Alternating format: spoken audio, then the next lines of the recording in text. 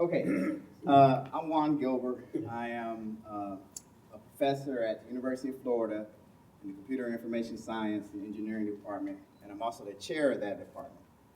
And on the panel, I can tell you more about my position there and things we've done with respect to the work I do that as a chair and things like that. But what I want to do now is talk to you about Prime 3.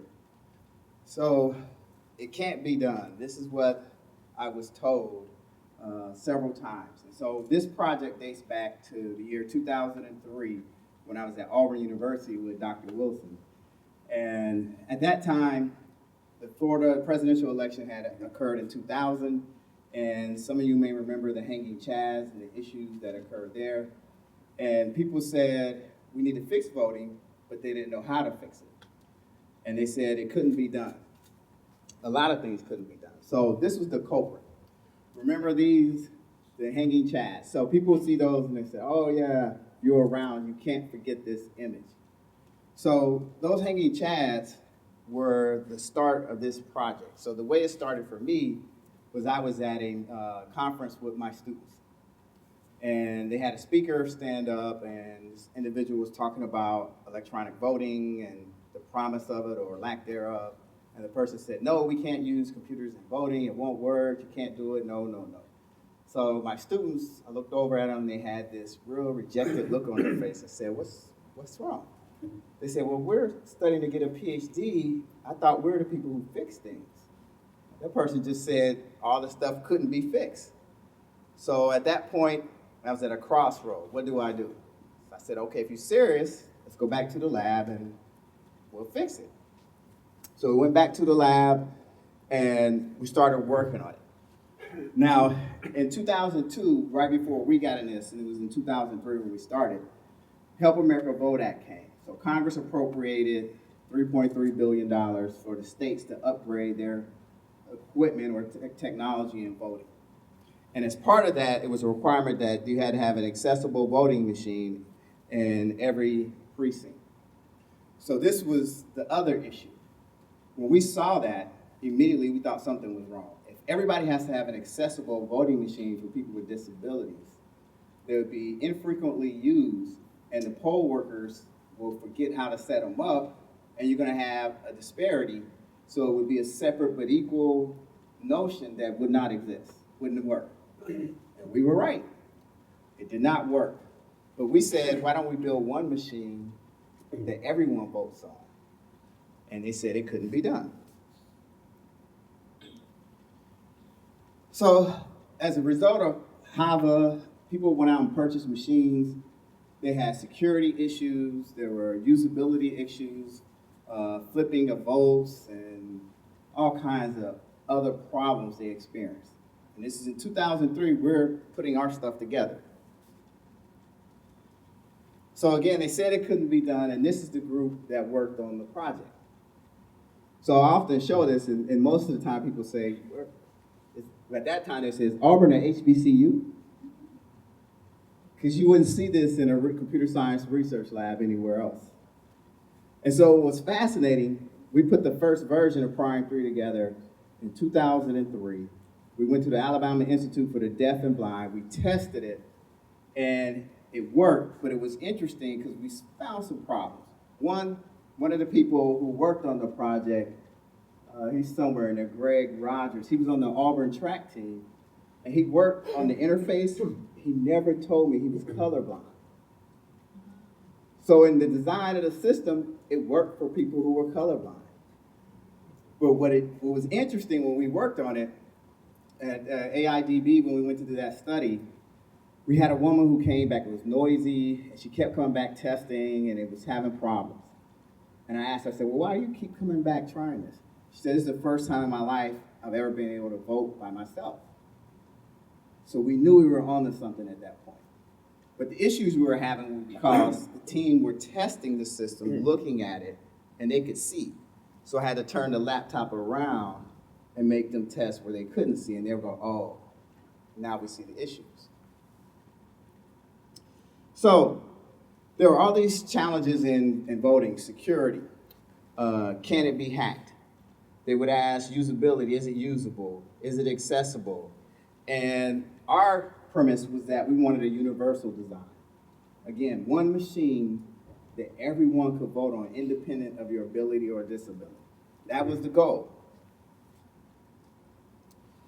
So again, these are two of the PhD students that worked on it. They have their PhDs now. And we were able to accomplish this goal. We created one machine that everyone could vote on. And the way you vote is by touching it or speaking to it. So what we discovered was that people that couldn't see, couldn't hear, couldn't read, people without arms, and could all vote on the same machine as anyone else. And so that's the team when we went to the Alabama Institute for the Deaf and Blind. So some of these team members, the guy over there, Vince, he works at NASA now. He had his PhD at Auburn. Yolanda got her PhD at Auburn, and she's a professor at Virginia Union. I think it's Virginia Union. She just moved there. She started at Elizabeth City State, but she just moved.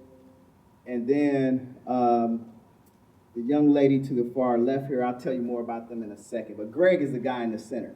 He was the colorblind person working on it. He never told me. And that's a picture from Alabama Institute for the Deaf and Blind, where you can see this young lady here, she's blind and she was using it.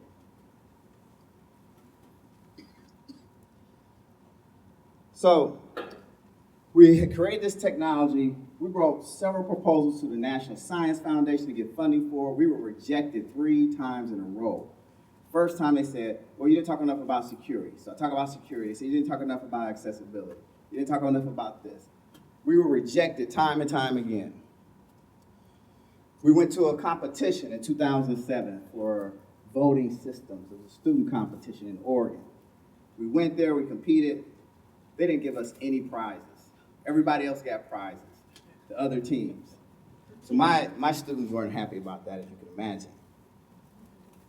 So no one believed in the work we were doing. It was an uphill battle. Remember, at the time we had done this, Help America Vote Act had passed in 2002. And in there, it required one accessible voting machine. And the premise was that you could not create one machine that everyone voted on. So we were doing something that people literally said could not be done.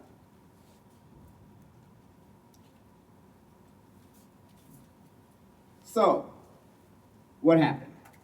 So, how many people know who that is in that picture? Very few. That's Dan Rather, right? He's a reporter. So, David, when we were at Auburn, he came to do a story on us. He walked in the room and he stood this close to me and said, so where's Dr. Gilbert? And the lady said, so he came in and interviewed us. Things turned around. In 2007, the National Science Foundation said, one of the program managers said, Juan, I believe in the work you're doing. I'm going to give you a grant. He is a star right now. I'll come back to that. So he gave us a grant. Then in 2011, the United States Election Assistance Commission gave us a $4.5 million grant. We got media coverage. I got to testify before Congress. Things were changing. The people who beat us in the voting competition, no one's heard of them since. Things were changing. So we went on to do election tests with our system. We did student organizations, disability organizations. One of the disability organizations was a Southern, it's called, it was an organization that deals with people with mental, cognitive disabilities.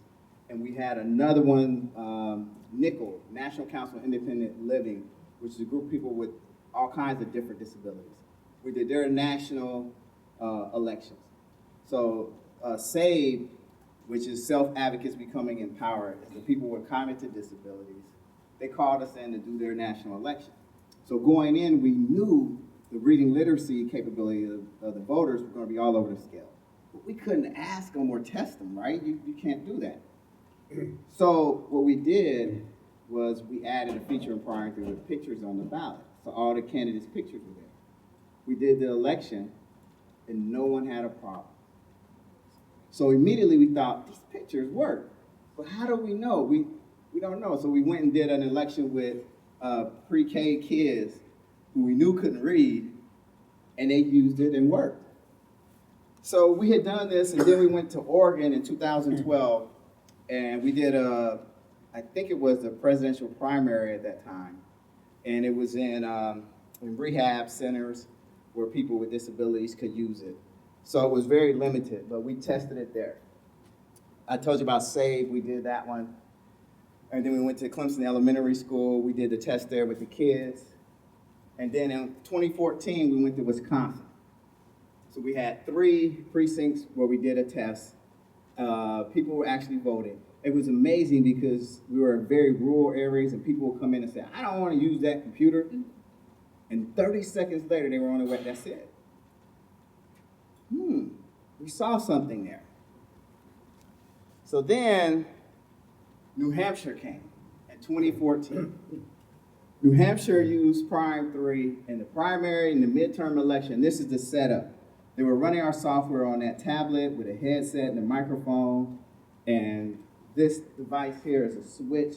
If I hit one side, it's next. Hit the other side, select. And then it printed a ballot. We did that, and New Hampshire came back and said, we love it, this is great. And then we started to see vendors creating universally designed voting machines. We had never seen that before. And their designs were quite similar to the things we were doing. LA County right now and Travis County, Texas are working to develop their own voting technology. So the Help America Vote Act money ran out. So all the states are trying to figure out, well, what are we going to do?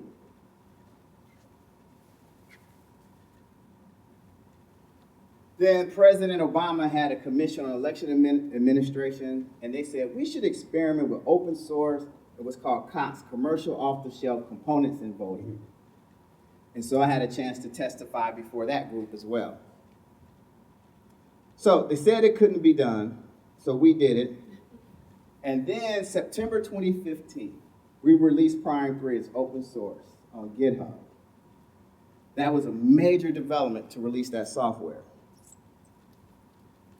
And Tuesday, this last Tuesday, New Hampshire went statewide with our technology. It's the first time in the history of the United States. I'm still waiting for them to call me and tell me what happened. I had no news. I know it was over 300 machines they ordered and they voted, so I'm waiting to hear from them. So I think they're still counting or something. So the future of voting in the United States of America has been forever changed. In the future, everyone will vote on a technology that either we created or we designed. It will never be the same. Doesn't matter where it comes from, we completely influence the future. In the state we're in Maryland, this is another interesting story. So how many of you live in Maryland? Do any of you vote absentee? So I served as the expert testimony in Baltimore for a case for absentee voting in Maryland that won. So the case was to allow people with disabilities to receive a ballot online with a system like Prime 3. So we influenced this state already. And just last week, so the decision came out, it was an appeal, and last week the final decision came, so it's forever written here.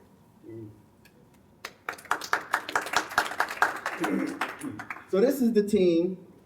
All these people have PhDs now. From the left, Kenneth, he got his PhD at Clemson, and he's a professor at Morehouse now. Kristen got her PhD, I'm going in, at Auburn, and she is a consultant. Right next to her is Shanae with the glasses. Shanae lives here. She works at NIST. We'll see her tomorrow. Wanda got her PhD with me at Auburn, and she is at Florida with me as my postdoc. Aquacia got her PhD with me at Clemson. She did her undergrad at Tougaloo. and got a master's at UAB. And now she's on the market, actually, looking for a faculty position. Wanda didn't get her PhD, the other Wanda, second one from the right, but she's a professor at South Carolina State. And the final guy, Jerome, just got his PhD at Clemson, and he's a postdoc there. So this is the team now. Didn't change much, but those students are all doing exciting stuff. It's just the beginning. I would say I put in a plug for April 16th. Make sure you watch the news. We will have the first brain drone contest in the United States of America. So what is that? Everybody's familiar with drones, right? Flying drones. We fly them with our thoughts. So we're gonna have a contest of people flying drones with their thoughts and racing them. So it'll be the first one ever. And so this is the team that helped put that together. And a bunch of them will be finishing with their PhDs in 2017 as well. So what we've been able to do is unprecedented research and unprecedented diversity. We had the nation's largest group of African-American computer science professors in one place at the University of Florida. So with that, I'll say thank you, and this is what we do. We change the world. Thanks.